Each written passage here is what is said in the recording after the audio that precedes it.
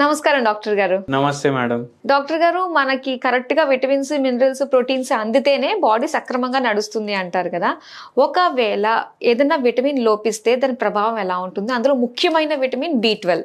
So ఇది లోపిస్తే ఎలా మనిషి తయారవుతారు? దాన్ని ఓవర్‌కమ్ చేయడానికి వాళ్ళు ఎలా జాగ్రత్తలు తీసుకోవాలనేది తెలుసుకోవాలి. మీరిప్పుడు అన్నారు కదా విటమిన్ బి12 డెఫిషియన్సీ ఉంటే ఇట్లా ముఖ్యమైన విటమిన్ అనేసి. ఇప్పుడు ఇంతకుముందు ఓన్లీ విటమిన్ డి టెస్ట్లు ఎక్కువ చేస్తుండే, ఇప్పుడు డి చేస్తున్నారు, బి12 చేస్తున్నారు. కాబట్టి తెలిసింది మనకు ఈ రెండే తక్కువ ఉన్నాయి అనేసి. వేరే విటమిన్లు ఇంకా టెస్ట్ చేస్తలేం కదా. ఓన్లీ ముఖ్యమైన విటమిన్లు అంటే ఈ రెండే విటమిన్లు కాదు, బి కూడా అవసరం, కే కూడా అవసరం, ఏ కూడా అవసరం, డి కూడా అవసరం. అన్ని విటమిన్లు అవసరం. అందుకే మన బాడీలో అన్ని విటమిన్స్ కి టెస్ట్లు ఉంటాయి. మనవి ఇవి రెండే చేపిస్తాం, కానీ మెయిన్ రెండే ఫోకస్ చేస్తూ ఉంటారు. అందుకే రెండు విషయాలు బయటపడుతున్నాయి. లేకపోతే చాలా మందికి అన్ని విటమిన్లు డెఫిషియన్సీ ఉంటాయి. ఓకే, ఎందుకు ఉంటాయి? ఇప్పుడు చూడండి, మనము ఇంతకుముందు ఫర్ ఎగ్జాంపుల్ ఇప్పుడు మనం పిండి చేసుకుంటుండే కదా, ఇంట్లోనే చేసుకుంటుండే. గోధుమ పిండి కావాలంటే ఇంట్లోనే తయారు చేసుకుంటుండే. ఇప్పుడు ఏం చేస్తాం, మార్కెట్కి పోతాం, ఏ ప్యాకింగ్ బాగుంటుంది, ఏది ఎక్కువ డిస్కౌంట్లో ఉంటుంది అదే తీసుకొస్తాం. అవునా కాదా? ఇప్పుడు ఒకసారి ఆలోచించండి, మనం బంగారం కొనడానికి పోయినాం, నగలు కొనడానికి పోయినాం.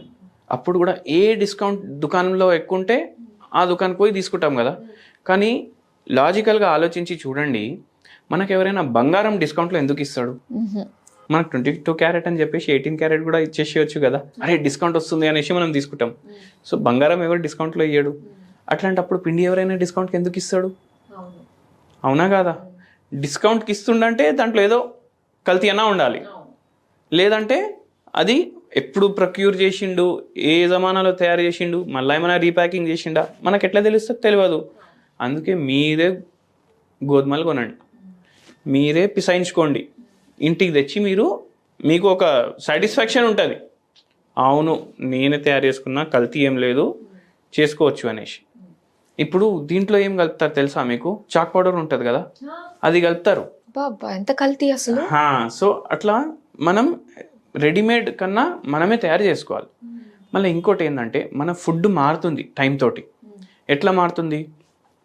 ఇంతకుముందు రైస్ ఉంటుండే కదా, అన్పాలిష్డ్ రైస్ తింటుండే జనాలు. ఇప్పుడు పాలిష్, డబల్ పాలిష్ అంటే రైస్ ఎట్లా వైట్ కనిపించాలి, డైమండ్ లాగా కనిపించాలి, అయితే మనం కొంటాం. సో ఇంత ప్రాసెసింగ్ అంటారు దాన్ని, ఫుడ్ ప్రాసెసింగ్ అంటారు. ప్రాసెస్డ్ ఫుడ్లు తినొద్దు అనేసి అంటారు కదా, వేరే డాక్టర్లు వేరే వీడియోల్లో కూడా చెప్పుంటారు. ప్రాసెస్డ్ ఫుడ్ అంటే ఏంది? ఒక ఫుడ్ని వేరే రూపంలాగా మార్చేసి అమ్ముడు. ఇప్పుడు మనం రైస్ చూసుకుంటే ఫస్ట్ థింగ్ ఏంటంటే అది hybrid variety of rice. Hybrid variety అంటే డ్రౌట్ రెసిస్టెంట్ ఎగ్జాంపుల్, అంటే వర్షాలు ఎక్కువ రాకపోతే కూడా పంట వస్తుంది, అదొకటి. మళ్ళా సెకండ్ థింగ్ ఏంటంటే టేస్ట్ బాగుండాలి, ఈజీగా గ్రో అవ్వాలి, ఎక్కువ పంట రావాలి. సో అటువంటి రైస్ సెలెక్ట్ చేసుకుంటారు. ఎందుకంటే టేస్ట్ బాగాలేకపోతే ఎక్కువ ప్రొడక్షన్ ఉంటే కూడా మనిషి తినడు కదా. అయితే అట్లా సెలెక్ట్ చేసుకుంటా ఆ పంట నెక్స్ట్ జనరేషన్, మళ్ళీ నెక్స్ట్ జనరేషన్ అట్లా రిఫైన్ అవుతుంది రైస్. హైబ్రిడ్ అది. ఇప్పుడు మనం తినే రైస్ మొత్తం హైబ్రిడే. దానివల్ల కూడా మనకు డెఫిషియన్సీస్ వస్తున్నాయి. ఎందుకంటే మనం టేస్ట్ చూస్తాం, దాంట్లో ఏమేం న్యూట్రిషన్ ఉందో చూస్తామా? చూడం. మళ్ళీ సెకండ్ థింగ్ ఏంటంటే, ఈ కల్తీ వల్ల కూడా మనకు సరిగా న్యూట్రిషన్ ఉండదు. మళ్ళీ థర్డ్ ఏంటంటే, ఇప్పుడు ఈ బి12 డెఫిషియన్సీ వల్ల ఏమేమి ప్రాబ్లంలు అయితే నేను చెప్తా. ఇప్పుడు చాలామందికి, ఇప్పుడు ఒక 10 లేడీస్ ఉన్నారనుకోండి, ఒక కిట్టి పార్టీ ఉందనుకోండి, ఆ కిట్టి పార్టీలో ఒక 10 మెంబర్స్ ఉంటారు కదా, చిట్టి చేసుకుంటారు, లంచ్ చేస్తారు, అది చేస్తారు, ఇది చేస్తారు, పార్టీ చేసుకుంటారు. వాళ్ళందరికీ తీసుకొని హిమోగ్లోబిన్ టెస్ట్ చేపియండి. 10 మంది ఉన్నారనుకోండి ఆ గ్రూప్లో, 7 మెంబర్స్కి అనీమియా వస్తుంది. ఎందుకంటే మన జీన్స్లోనే అనీమియా ఉంది ఇండియన్స్లా. అయితే వీళ్ళందరు ఇప్పుడు ఈ 7గురికి వచ్చిందని కదా, వాళ్ళకు టెస్ట్ చేపియండి. 6గురికి విటమిన్ బి12 డెఫిషియన్సీ వస్తుంది. ఇప్పుడు వీళ్ళందరికీ రక్తం తక్కువ ఉంది కదా, బి12 కూడా తక్కువ ఉంది కదా, అట్లనే నరాలు ఎఫెక్ట్ అవ్వడం స్టార్ట్ అయిపోతుంది. ఓకే. సో కొద్దిసేపు నడవంగానే ఆయాసం రావడం, మళ్ళీ ఫేస్ పేల్గా అనిపించడం, గ్లో ఉండదు ఫేస్ మీద, ఒక కళ ఉంటుంది కదా ఫేస్ మీద చూస్తే, అది ఉండదు, పేల్గా అనిపిస్తారు. చేతులు ఏమో రెడ్ కనిపించవు, మొత్తం పేల్ వైట్ కనిపిస్తాయి, ఆఫ్ వైట్ కనిపిస్తాయి చేతులు. మళ్ళీ వాళ్ళకు నీరసం ఉంటుంది, ఫుల్ డే బాడీ పెయిన్స్ ఉంటాయి, చేతులు లాగుడు, కాళ్ళు లాగుడు, ఇవన్నీ ఉంటాయి వాళ్ళకు.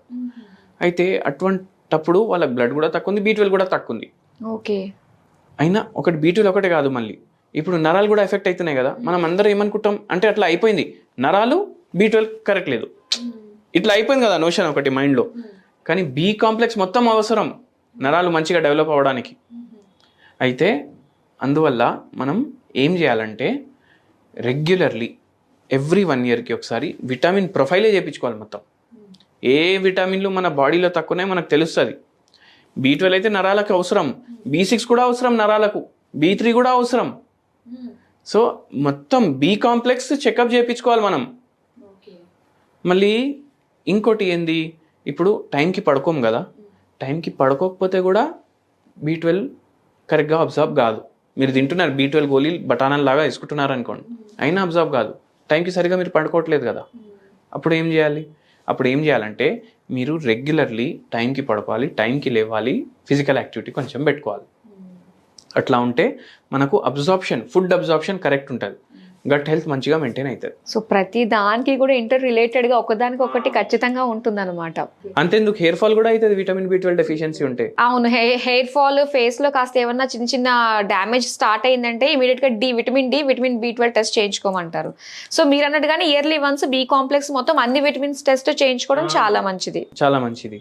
మరి దీనికి ఏదైనా ఒక మంచి టిప్ ఇస్తారా డాక్టర్ గారు B12? ఇప్పుడు చూడండి, ఒక పేషెంట్ మన దగ్గర వచ్చిండ్రు, ఆ పేషెంట్కి మొత్తం నరాల బలహీనత ఉంది.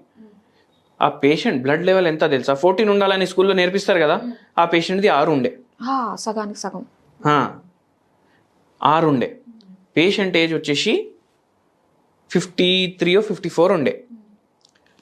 పీరియడ్స్ వస్తే 10 రోజులు బ్లీడింగ్ ఆగలేదు. ఇప్పటికీ వస్తున్నాయి పీరియడ్స్ 53, 54కి కూడా. మెనోపాజ్ టైంలో కూడా ఫైబ్రాయిడ్ ఉంది.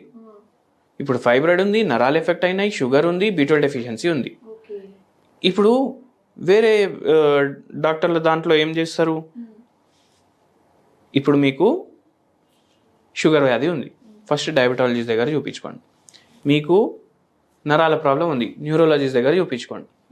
మీకు బ్లడ్ తక్కువ ఉంది, జనరల్ ఫిజిషియన్కి చూపించుకోండి. మీకు బాడీ పెయిన్స్ ఉన్నాయి, ఆర్థోపెడిక్స్కి చూపించుకోండి. ఇన్ని డాక్టర్ల దగ్గర తిరగడానికే నెల అయిపోతుంది. అవును. అయితే హోమియోపతిలో స్పెషాలిటీ ఏంది, మనం ఇట్లా రోగంకి సపరేట్ చేయం. మనిషి వస్తాడు కదా, ఏమేమి ప్రాబ్లమ్స్ ఉన్నాయి మొత్తం రాసుకుంటాం ఫస్ట్, అన్ని రిపోర్ట్లు చూస్తాం, అన్ని వ్యాధులకు సెట్ అయ్యేటట్టే మందులు ఇచ్చేస్తాం. ఓకే, అర్థమైంది కదా మీకు? ఈ పేషెంట్కి కూడా అట్లనే ట్రీట్మెంట్ ఇచ్చినాము, దేవుని దయతోటి చాలా మంచిగా రికవర్ అయ్యారు. అండ్ ఒక హోమ్ రెమెడీ కూడా చెప్పినాము. నల్ల శనగలు ఉంటాయి కదా, అవునండి, ఆ నల్ల శనగలు 1 కిలో తీసుకోండి. తీసుకొని మీ ఇంట్లో గ్రైండర్ ఉంటుంది కదా, గ్రైండర్లో గ్రైండ్ చేసుకోండి. ఏమైపోతుంది, పౌడర్ తయారైపోతుంది. పౌడర్ తయారైపోయిన తర్వాత దీంతో డైలీ నైట్ ఒక రొట్టె చేసుకోండి. నార్త్ ఇండియాలో చాలా తింటారు దీన్ని, సత్తుక ఆట అంటారు. ఓకే. ఈ నల్ల శనగల్ని పౌడర్ చేసి మీరు డైలీ నైట్ ఎట్లా తయారు చేయాలంటే రొట్టె, జొన్న రొట్టె ఎట్లా తయారు చేస్తాం, ఇట్లా టప కొట్టి అట్లా తయారు చేయాలి. మీరే తయారు చేసుకోవాలి. ఓకే. ఇప్పుడు మీరే ఎందుకు తయారు చేసుకోవాలి, మొత్తం చేతులు లాగుడు, బాడీ పెయిన్స్ ఉన్నాయి కదా, ఫిజియోథెరపీ దగ్గర పోమంటారు. ఫిజియోథెరపీ దగ్గర పోతే అక్కడ కూడా ఎక్సర్సైజ్ చేస్తారు కదా.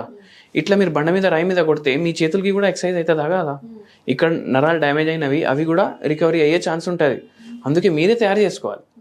మీరే తయారు చేసుకొని అది ఆవు నెయ్యి వేసి కుకింగ్ చేయాలి. కొంచెం నూనె పెడతాం ఇప్పుడు చపాతీ మీద, నూనె పెట్టకండి, మీరు ఆవు నెయ్యి వాడండి. తయారు చేసుకొని దాన్ని డైలీ మీరు సల్లచారుతో తినండి. ఓకే.